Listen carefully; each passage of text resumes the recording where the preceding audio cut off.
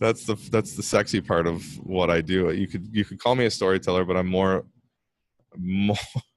of a facilitator or a project manager or an entrepreneur, I guess, at heart. And it just storytelling happens to be the medium that I'm selling. I just surround myself with really talented people, both on the creative end and on the production end.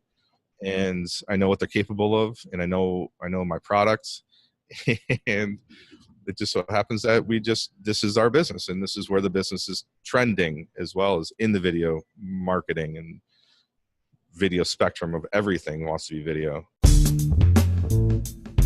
From cave drawings to family histories to stories around the fire, humans crave order among chaos, connection amid isolation. So we tell stories. Our mission at the Storytellers Network is to bring the art of story to the masses. Whether you're in marketing, you're an entrepreneur, or you're developing your own personal brand, telling your story effectively can make the difference between celebrating milestones and collecting unemployment. The Storytellers Network strives to help storytellers tell their stories so you can learn from the best. Now, your host, the inbound evangelist himself, Dan Moyle.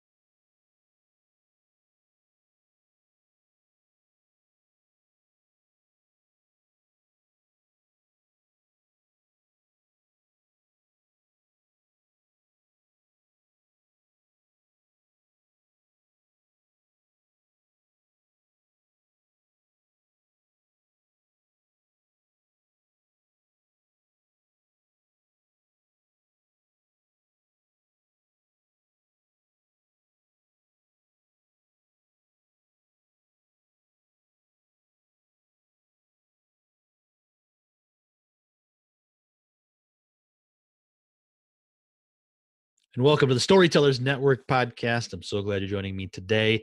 In this episode, we hear from Mike Compton, co-founder of the video production company 3 Chairs Productions down in Tampa, Florida.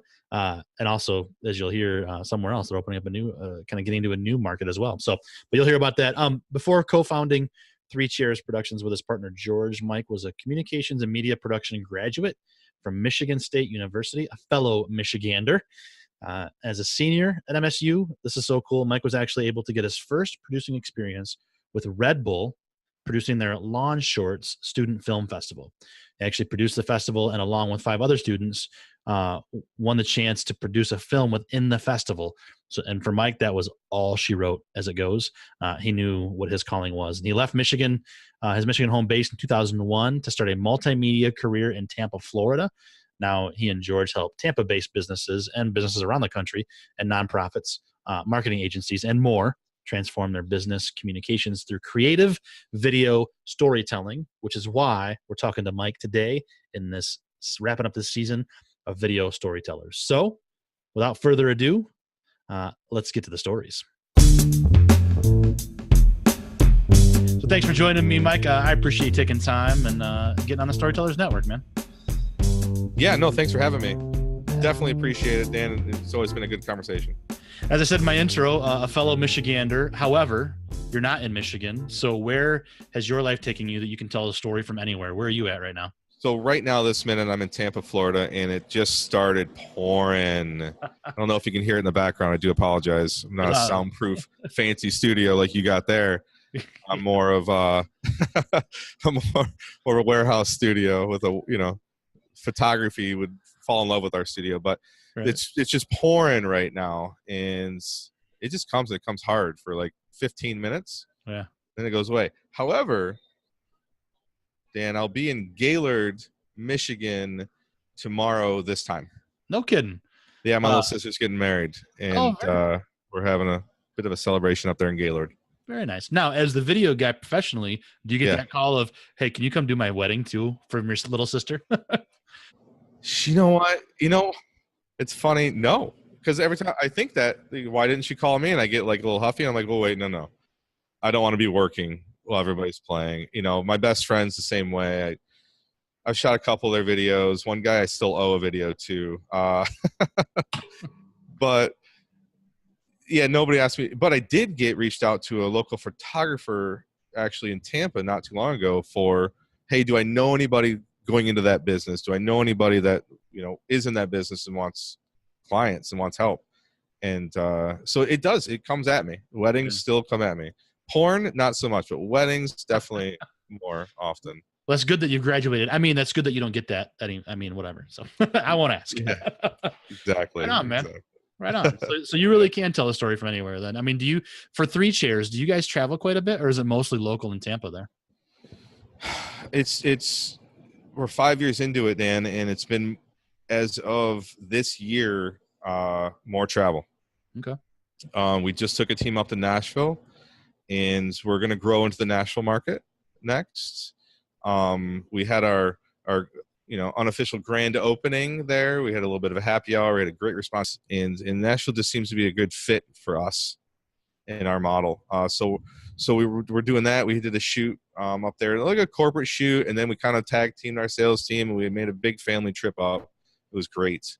Felt like we just put a little bomb in Nashville, and it was like a little friendly get together for like 4 days. It was awesome. And then I did a trip up to Nashville after that for another corporate video, internal communications type of a thing for a bank, and did a couple days there. And then it just seems to be there's more and more traveling once you get connected, once you get into the meat of the other business. There seems to be opportunity that just opens up. And that's opportunity. If you like to travel, great. If you don't, well, I don't know if you want to go that route. Right. So when you talk about going to Nashville, and that's obviously for work for a client, what kind of clients do you help tell stories for? Is it like banks and businesses? Is it kind of something? I think of Nashville as like, oh, you're going to go make a music video for Blake Shelton or somebody. A lot of that happens. We met with the film commissioner up there, and actually it was the assistant to the film commissioner, the production manager of the film commission. And she did say just that there's a lot of music videos that happen there, but they're looking for more business, and they want more business to come there, and they give a great incentive. My goodness, I think it was for every $200,000 you pay in the county, you get 25% back, something like that. I'm not the incentive type of a guy, but it just opened up my ears, and it's like, wow, that's really great that you guys really want more business, and you're looking for more business to come to that market. Tampa's not doing that. Tampa Hillsborough Film Commission is doing a great job locally, but as far as the state incentives, they're not there. Interesting. Yeah. And is that something that a lot of video focused businesses kind of think about, is that film incentive kind of a thing? It depends on what level you're at. It depends on if you're spending, $300,000 each production. If you're looking for those incentives to save $1 here and there, because those are low budgets. Those are, what is micro budgets in film? Like $1 million. If you're spending $1 million, you're looking for every penny. Like everything goes to hard costs when you're talking about that level and wanting those incentives. You're looking for those incentives. You're looking for every little thing you can save money on. So yeah. But if you're doing like 20 grand videos, if you're doing 30 grand, 50 grand, 100 grand videos, maybe you really don't need those incentives so much, because you're not really reliant on those incentives as those guys playing in on that level. Yeah. And if I'm a storyteller, if one of the Storyteller Network listeners is thinking, I think I'm a video storyteller, I'm starting off, how do they go from that wedding level, to that micro budget of $1 million? I mean, it's got to be a long process, I would guess, right? Well, it depends on what road you take. Yeah. And it's a long process for sure, Dan. But I did it. I went from the wedding business. I did a few weddings for sure, but then I moved into more of the advertising side of things, and I moved into more of the corporate side of things, where they have budgets and they want to tell their story. And as mundane as their story is, you can really put a spin on it, on anything, and tell a great story if you just dig deep into that culture, into those people and how they want to operate and where their growth is and what their competitors are doing. And you got to do some research on these people. But that's the type of thing that, like I said, doesn't need an incentive. We're not operating in those high level prices, but we're looking at more of a partnership type of thing where I have a client for 5 years now, or 6 years or 3 years. And it's a recurring thing that I know that I can rely on these people that come to me for their production needs. That's where we built our model around. And do you think, so let me ask you this, first of all, when you think of yourself, do you think of yourself as a storyteller? Is that part of what you do? That's the sexy part of what I do. You could call me a storyteller, but I'm more of a facilitator or a project manager or an entrepreneur, I guess, at heart. And it's just storytelling happens to be the medium that I'm selling. I just surround myself with really talented people, both on the creative end and on the production end. And I know what they're capable of, and I know my products. And it just so happens that this is our business, and this is where the business is trending, as well as in the video marketing and video spectrum of everything wants to be video. So I just happen to find myself in the right place at the right time with the right people. And sorry, Dan, does that make sense? Yeah. Oh yeah, absolutely. Yeah. Well, and it's not, when you're in a field that is a storytelling field, you surround yourself with other storytellers to make you better. And so like it's collaborative, it sounds like. So you're a storyteller, do you like to do that creatively also? I love it. I love building plot. Yeah. I don't want to create it. I just want to develop it. Yeah. And that, whether that's a character, a story, a culture film, whatever it is, I just like to help it, and then I back away. Yeah. And I'd be like, okay, bye. you guys do the rest. I just wanted to put my little 2 cents in. This is my thing. Use it or not. A lot of times it's not, Dan. A lot of times it's not. But at least I spoke up and thought about, this is my idea. Oh, it's a shitty idea. Okay, all right. Next one. Now, is that more of like a director side of things or a producer? In this world of video and film and everything else, everybody has a role. You need to separate them, man. You need to separate them. The producer needs to produce, and the director needs to direct, and the creative director needs to create. The director of photography needs to make pretty images. The gaffer needs to make those pretty images come to life. So everybody has their own job, and that's so crucial to get to the next level. If you want to stop doing what you're doing, you want to get to the next level, you have to hire the right people to do it, and you have to pay those people the right prices to do it too. That's just the way to get to the next level and the way to progress to the bigger budgets, right? And you can do a little bit of that with the creative side of things. As the way I envision it, you can have great corporate clients that give you a budget and give you the experience, and then turn around and use that for other creative things, and then do both to make more money and just keep growing. Is that kind of how it has worked for you? Yeah. You can get creative with a printer. I mean, pen salesman. Like, you can find that story that somebody wants to listen to and sell that product. That's where the creative comes in for me, is a lot of the research that goes on into it, Yeah. Cool. But now, where do you think that storytelling stuff kind of started for you? I mean, here you are, successful agency, looking at, going from Tampa to Nashville. You and George have this great thing going on, but you didn't start there. Where did it kind of start for you with storytelling, and where did you kind of realize that you had that gift? Saving Private Ryan, circa 95, Birmingham, Michigan. It was weird. I just saw the movie, and for some reason it clicked to me, like, I need to tell stories. I need to change the world somehow, some way. And if this is the way to hit the mass at the with deepest impact, then video is the way to go, or film back then. That's what I want to do, is way to go. And that's kind of when I started my direction, and I had to just figure it out. Michigan State University didn't have anything like this. It was a telecom degree, emphasis in media production. And then it just started clicking. I started talking to people.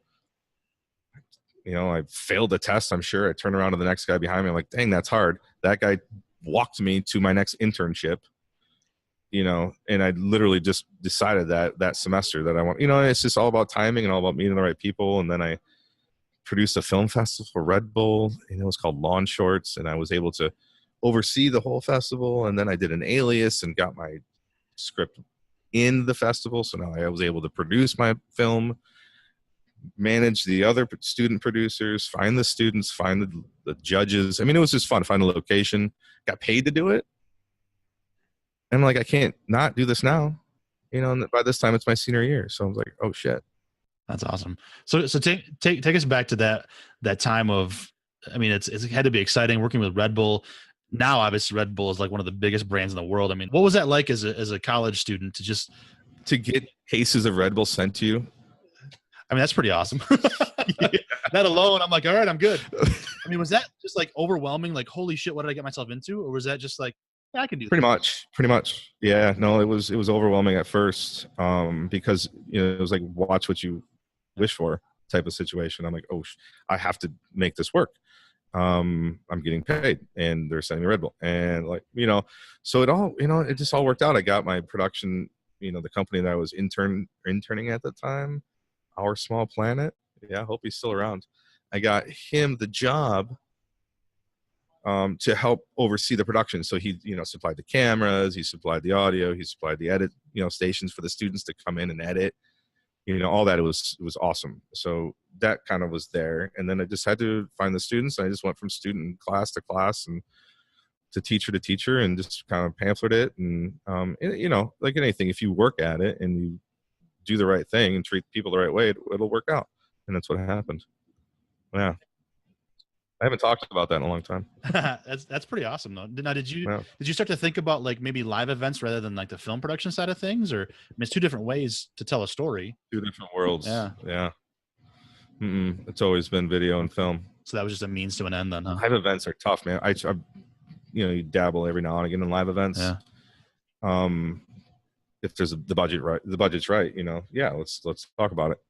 And it's just a pain in the butt. I like where we are with the storytelling, versus live events. And what do you love about telling those stories and helping others tell their story through video? What moves you in that world? We have this clients that's us 3 years later because they've been able to reuse their video for the past 3 years, and it's a nonprofit company, wonderful nonprofit, and they came back to us recently. And the way we told the story before was such that it made such an impact that they were able to. The shelf life of it was so long, and obviously they're nonprofit, so any little bit and any little thing that can help them, A, raise money, B, get the awareness out, all of that, it was able to work out. And then they came back to us years later for another one, and we're actually in pre-production for it right now, putting the story together, and it's really touching what they do, so we really get behind it. And it's a small budget, it's not a huge budget, it's not a small budget, but the creative part of it and the story part of it doesn't have to suffer. I mean, that's just brain power, right? I mean, so we just get dedicated people that want to tell a great story. So they take a couple days and mull it over, but it's not hard cost, that's brain power, And so when they come back to us, because we did put that much effort into it and they want to know, that's really what I get out of it, is like, wow, they trusted us with a good chunk of money to tell their story, and they loved it so much they're coming back. That's cool. Yeah, I like how you. I mean, it sounds like you're giving back. You're making a difference in the world, like what you wanted to do at the beginning, right? Can't do that for every client. You have clients that pay you a lot of money, and then you can turn around and do that, and that's a powerful moment in storytelling to be able to help somebody else tell their story that maybe wouldn't have been able to. Yeah, that's really cool. Yeah, I like that. Yeah, thanks, what do you think? What do you think is one of the biggest challenges for you in storytelling, whether it's storytelling in general or video in particular? What kind of stops you in your tracks sometimes? When the idea is such that it's a great idea that you want to execute it, but you just can't because the budget just isn't there. So you have to figure something else out. So telling a creative person that is probably what stops me in my tracks. Because it's how you deliver it, it's when you deliver it, and how do you deliver it. So yeah, telling somebody that, you know what, I love that idea, it just can't happen. You know, and that doesn't happen often. I mean, we figure it out, but it just sucks when we just like, man, that's a great idea. We shelf it. You know, that's a great idea. Let's save it for something that we can, has a budget that we can, you know, blah blah blah. Yeah. You know, and do you have a preference? Like, so when you talk about budget, I think of how expensive maybe, you know, animated movies are or special effects are or whatever. Mm-hmm. Do you have a favorite video world? Like, is live video on location your favorite, or do you prefer doing something more kind of like green screen stuff? I mean, do you dabble in all of it? There's such a big world of video storytelling. Where do you like to fit in with all that? We stay so far away from green screen as possible. Just because that's where we live. We want to be in our corporate type of culture type of films. We want to be as real as possible, as, you know, in the moment and in their space as possible. But, you know, the green screen does have its, you know, ways in, you know, telling good stories about, you know, manipulating the atmosphere around you, and you know, you've got to do it in a way that really means something to the story. To have somebody over green screen, just to have over green screen with a office blurred behind them, like, no.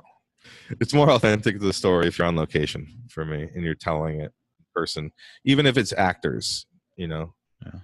And what I heard you say too is it's all about using the tools to further the story. So what I want to ask then too is, right, we have at our disposal nowadays so many different tools, like drones, like cell phones, like GoPros. Sure.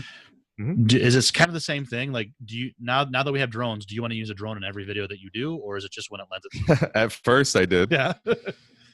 Yeah. Until my drone operator says, and my DP said, no, we don't need a drone shot. What's the benefit of having a drone shot? Oh, it's just cool, man. Let's do it. I'm like, no, it has to be a part of the story. Yeah. It has to be a purpose for it. Like every other tool that we have in our belt now. And it's great how many tools we have in our belt. It's just so much fun to be in the video world right now and to be in the storytelling world because of these tools, even your cell phone, for sure. Does that ever worry you guys at all as a professional video house that are okay? There's so many video production companies in Tampa. We collaborate though, and that's kind of our business model. Is like we live under this roof called Lot 1901, which is a studio, but then we have another production company over here and another production company over there, like in the same building. And we just collaborate back and forth with different projects, and we're just transparent on our business plans, and we just really feed off of each other. So there's so many other production companies out there too that just, they do great work, but there's just so much work to be had. Yeah. And does the technology, like I can use my cell phone to do a quick video. Does that worry you guys at all in this professional world of video creation, that we're going to just start using our cell phones with iMovie and an app and be like, hey, I don't need you? I mean, is there like... It excites me. It makes me know that you know the power of video. So when you're ready and you have the budget to tell a big story, we can do so. But until then, have fun with your cameras. Have fun with your DSLRs. Just go tell a story. And then when you're ready with a budget and a project in mind, you can come to a production company and we can make it all that much better. Yeah, that makes sense. You don't need a production company to do a Facebook Live, but once you decide that video is powerful, let's talk. That makes sense. Exactly. And when you're doing those projects, now I know one of the things that you and I talked about before, offline, we know each other before just the interview, is like preparation, storyboarding, pre-production, all that kind of stuff. If I think of myself as a storyteller, I just want to go shoot videos. It really isn't that easy. Tell me a little bit about other things that go into that whole process, so that I'm not just a storyteller, but I'm everything to do with that. Or I have a team that does that, but there's more that goes into it, right? Oh my goodness. To tell the right story to the right audience, there's always pre-production. The research can dive as deep as you want, but at least check it and see what the competitors are doing, what other people are doing. check and see if the URL is taken. This is like everything you can think of as an entrepreneur, you want to think of in your film business as well. Where are we going to shoot? How much is that going to cost? Does it need a permit? Do I have insurance? I'm going to need a COI, so I better have insurance. Do I have the right equipment? Who can I partner with that have the right equipment? And who are we talking to? What do they want to hear? Do you care? Some people, when they're telling a story, they don't care, right? Like, but there's so much pre-pro to the point where, you have to go to location. If you're on location, go to the day before, go a week before, take your director of photographer, take your gaffer, sorry about the thunder, take your team and look at the location before you go there. Make sure you find where people are going to the bathroom, make sure you find where, people are parking, and then where's the electric coming from? Do we have a jet? There's so many outside elements that come into game day that you just have to be checking them all off and have as many pre-production meetings as you can. That's within the budget, of course. Yeah. So it's when you add the layers of video to a story, it complicates it, but it makes it so much more powerful too. So be prepared for that, I guess, right? Yeah. Right, because you've got pros working in each lane. Yeah. So do you have any kind of an inspiration that you go to when it comes to telling great stories? You said earlier Saving Private Ryan was kind of where it started for you. Don't make that public, dude. That was good, man. That's a great jumping off point. But do you have like a muse, or do you have something that you kind of stay creative in a way? Any kind of inspiration? I wish I could make something up, Dan. Well, I think it's okay if you don't. I mean, I think for some people they do, but I think for a lot of creatives, it's just like, this is the way my brain works. I love to tell stories, and that's okay too. There's a lot of that, but it's always per project and what's coming our way. And then who am I sitting, like my creative director, George, we're always constantly coming up with different ideas and different, game plans. And I guess whatever. He's my muse. I'm going to call George my muse. I love that. Don't tell him I said that. Just between us. This is public. Just between us. And my wife. And my wife too. Another Michigander. So when you say different ideas, I picture you and George sitting in like a whiteboard room and just writing down ideas. Does that happen, or is it more per project? That's how you need to have it. You need that whiteboard just to erase and start again and draw things out. But then, you need somebody to take those notes. You definitely make sure you take a picture of that whiteboard before you wipe it. And actually, we're in a studio that's 4,000 square foot. It's called Lot 1901.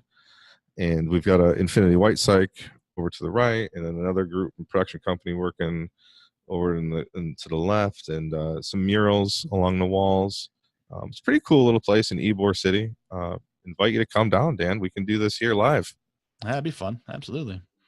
I'll probably be in Florida again coming up early next year, but it's going to be much further south. So, mid-Florida, Orlando. That's not far. It's an hour and a half. Is that all it is? All right. Pencil me in, Dan. All right, I'll see if I can make a little extra time. See if Tom will give it to me. That'd be awesome. Yeah, cool, man. So I want to ask you the big one. This is gonna stump you, maybe not. If somebody told you, Mike, you're all done telling stories, man, you got to find something else to do professionally, or just personally, what would that last story look like for you? What would you want to go out on with one last story? It had to be something in the nonprofit sector, some kind of a do good story that's going to be like saving the world from this, I don't know, or some kind of a fundraising that ends children homelessness, like some kind of a PSA type of a thing that just go viral and makes a social impact somehow. That's cool. That's a worthy cause. Yeah. Well, my friend, I appreciate you taking time to hang out with the Storytellers Network and tell your story. Where's the best place to find Mike Compton and Three Chairs? Yep, there's the .com, threechairsproductions.com. There's Mike at threechairsproductions.com, and that's three spelled out, chairs, sit in a chair, plural, productions, plural. Facebook, we're doing an okay job, getting better at it. Twitter, not so much.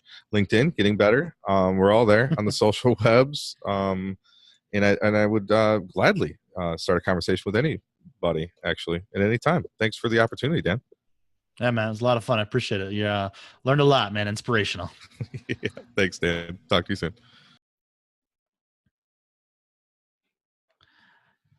All right, and that was a lot of fun. Thank you so much, Mike Compton of Three Chairs Productions. Be sure to go visit them online for sure. You can find those links in the show notes down below. If you enjoyed this episode, please consider sharing it with someone or to someone's. Social media, as Mike was talking about, we're on it as well for the Storytellers Network. But anywhere you are, go ahead and share it. Email it to somebody, text it, just tell somebody on the street. I really do appreciate that very much. And speaking of appreciation, we also love reviews over on Apple Podcasts. And here's a really nice one that came in early on in the tenure of the show. Holdrum says, Dan Moyle has created a canvas for storytellers to paint a picture of life. I've loved these first episodes and look forward to many more. It always amazes me how I learn so much from a story, more than just straight on nonfiction style learning, especially in business. Each person can educate with their personal experiences, and Dan is giving us that platform. That's awesome, man. I tell you what, a canvas for storytellers to paint a picture of life. That is my hope, my dream. So Holdrum, thank you for that. I hope you're still listening. And there you go. So you can leave your review over at Apple Podcasts as well, or on Facebook if you'd like, or anywhere that you are listening. Enjoy your day. Take good care of yourself. And until next time, here's to telling our stories, having those stories to tell. Cheers.